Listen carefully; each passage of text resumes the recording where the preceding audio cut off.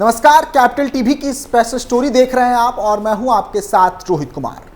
देश में धर्मांतरण के मामले अब एक खतरनाक स्थिति में पहुंच चुकी है। यह स्थिति इतनी खतरनाक है जिसके बारे में अगर गंभीरता से नहीं सोचा गया तो ना आप रहेंगे और ना ही आपका सनातन धर्म। इतिहास गवाह है, जब कभी कोई धर्म किसी दूसरे धर्म के सामने कमजोर पड़ता है उसका सर्वनाश होता है, मजहबों की सूची से वो विलुप्त हो जाता है। शायद अब भी कुछ लोगों को ये बात उतनी गंभीर ना लगे जितनी ये असल में है। अगर आप भी इसकी गंभीरता को आंकना चाहते हैं तो धर्मांतरण के मामलों पर इलाहाबाद हाई कोर्ट के इस महत्वपूर्ण और चौंकाने वाली टिप्पणी को जरूर सुन लें। हाई कोर्ट की यह टिप्पणी आपको सर से पांव तक हिलाकर रख देगी। उन तमाम दावों और आंकड़ों पर एक सवालिया निशान लगाएगी जो ये कहती है कि भारत में बहुसंख्यक हिंदू कभी अल्पसंख्यक नहीं हो सकते। क्या है धर्मांतरण को लेकर इलाहाबाद हाई कोर्ट की चिंता जो भारत में सनातन के कमजोर होने की पुष्टि करता है, बात करेंगे आज की स्पेशल स्टोरी में।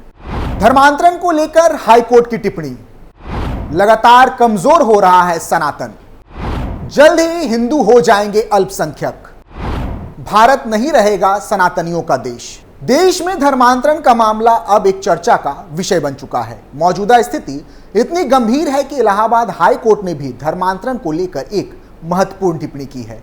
अदालत ने कहा है कि अगर इसी तरह से धर्मांतरण का खेल जारी रहा तो आने वाले समय में देश में बहुसंख्यक जनसंख्या अल्पसंख्यक हो जाएगी। कोर्ट में यह महत्वपूर्ण टिप्पणी जस्टिस रोहित रंजन अग्रवाल की पीठ ने की है। उन्होंने कहा है कि जहां भी और जैसे भी भारतीय लोगों का धर्मांतरण करवाया जाता है उसे फौरन रोका जाना चाहिए। अदालत ने कहा कि अगर इस प्रक्रिया को चलते रहने दिया गया तो देश की बहुसंख्यक आबादी एक दिन अल्पसंख्यक रह जाएगी, इसलिए ऐसी चीजों को रोकना बहुत ही जरूरी हो गया है। कोर्ट ने महत्वपूर्ण टिप्पणी करते हुए आगे संविधान का भी जिक्र किया। कोर्ट ने कहा, ऐसे आयोजन संविधान के अनुच्छेद 25 धार्मिक स्वतंत्रता के अधिकार के विरुद्ध है।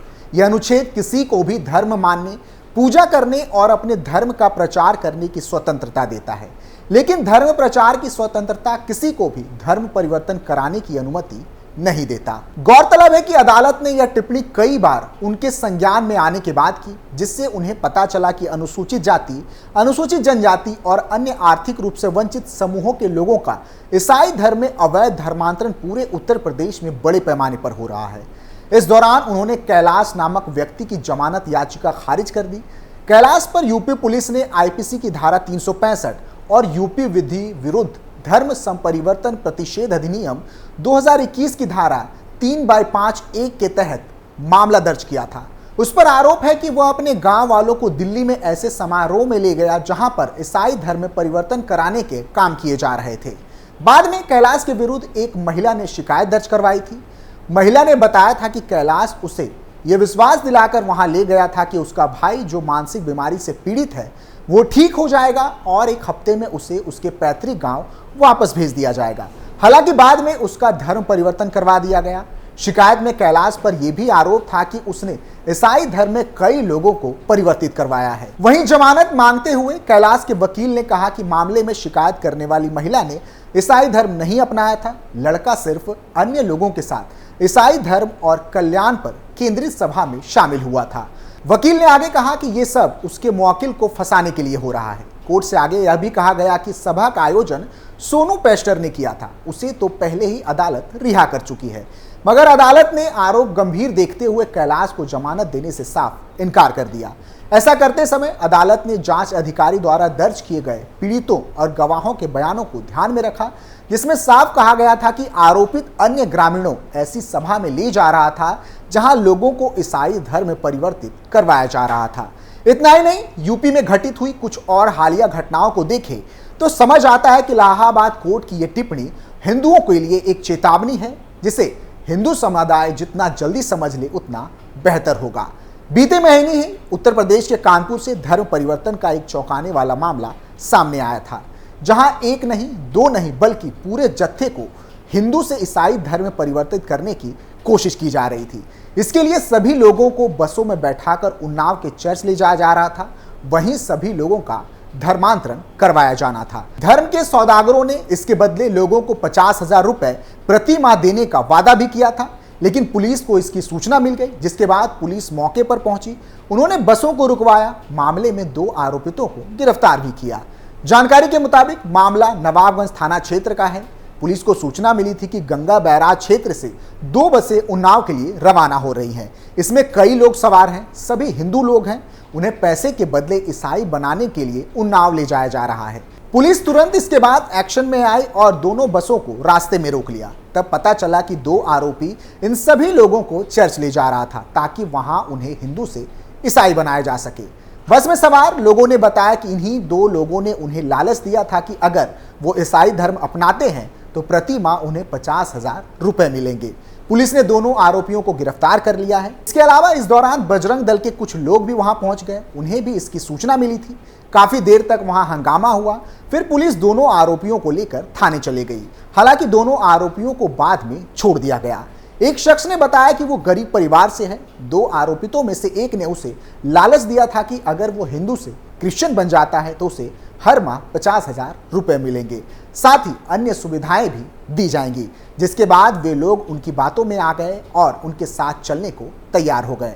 धर्मांतरण को लेकर जारी एक सर्वे की बात करें तो भारत में सर्वाधिक धर्मांतरण हिंदुओं का हो रहा है, जिसका सीधा लाभ क्रिश्चियन समुदाय को मिल रहा है। सर्वे में शामिल 0.4% लोग पहले हिंदू थे जो धर्म परिवर्तन कर क्रिश्चियन बन गए, जबकि सिर्फ 0.1% लोग क्रिश्चियन थे।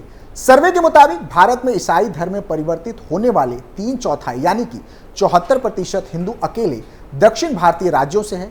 यही वजह है कि दक्षिण भारत के राज्यों में क्रिश्चियन आबादी में थोड़ा सा इजाफा भी हुआ है।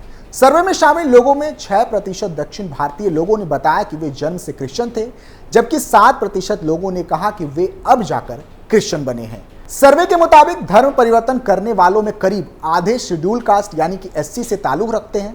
सर्वे के मुताबिक ऐसे हिंदू जो धर्म परिवर्तन कर क्रिश्चियन बन गए उनमें करीब आधी आबादी यानी कि 48% शेड्यूल कास्ट से आते हैं, जबकि 14% ST, जबकि 26% OBC वर्ग से ताल्लुक रखते हैं। सर्वे में यह बात भी सामने आई है कि हिंदू धर्म छोड़कर क्रिश्चियन में परिवर्तित होने वाले 45% लोगों ने कहा है कि भारत में खासकर अनुसूचित जातियों के साथ भेदभाव की बड़ी समस्या है और धर्मांतरण के पीछे यह भी बड़ी वजह है।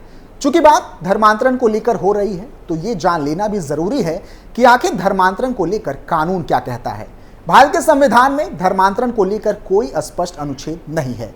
अनुच्छेद 25 से लेकर 28 के बीच धार्मिक स्वतंत्रता का जिक्र किया गया है। इसमें बताया गया है कि अपनी स्वेच्छा से भारत के हर व्यक्ति को किसी भी धर्म को मानने, पालन करने और प्रचार प्रसार करने की आजादी है। इसको लेकर कई बार राष्ट्रीय स्तर पर कानून बनाने की अपील की गई है, लेकिन सुप्रीम कोर्ट ने अब तक इसको लेकर कोई फैसला नहीं सुनाया है। इस अपराध के खिलाफ देश के कई राज्य काफी सख्त हो गए हैं। इन्होंने अपने अपने राज्यों में धर्मांतरण को लेकर कई सख्त कानून बनाए हैं। इसको लेकर सबसे पहले उड़ीसा में कानून बनाया गया जो साल 1967 में लागू किया गया था। इस कानून के तहत जबरन या लालच के जरिए धर्मांतरण कराने पर 1 साल तक की जेल और 5,000 रुपए तक का जुर्माना किया जा सकता है। इसके साथ ही इस कानून के तहत SC ST समुदाय के नाबालिगों और महिलाओं के धर्मांतरण पर 2 साल की सजा और 10,000 रुपए का जुर्माना लगाए जाने का प्रावधान है। इतना ही नहीं, यूपी में भी धर्मांतरण को लेकर सख्त कानून है। 27 नवंबर 2020 को यह कानून लागू किया गया था। इस कानून के तहत दोषी पाए जाने वाले व्यक्ति को 10 साल तक की जेल और अपराध की गुणवत्ता के मुताबिक 15 से 50,000 रुपए तक का जुर्माने का प्रावधान है। वह इस कानून के तहत SC ST समुदाय के नाबालिगों और महिलाओं के धर्मांतरण पर 3 से 10 साल की सजा का प्रावधान किया गया है, जबकि जबरन सामूहिक धर्मांतरण के लिए 3 से 10 साल की जेल और 50,000 रुपए के जुर्माने का प्रावधान है।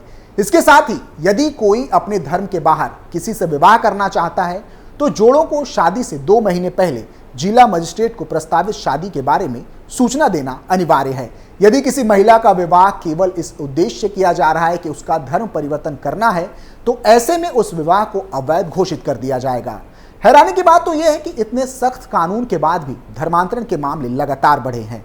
हिंदुओं को लगातार ईसाइयों में परिवर्तित किया जा रहा है, जिसको लेकर अब देश का उच्च न्यायालय भी चिंतित है। फिलहाल के लिए इतना ही। आप देखते रहिए कैपिटल टीवी उत्तर प्रदेश। नमस्कार।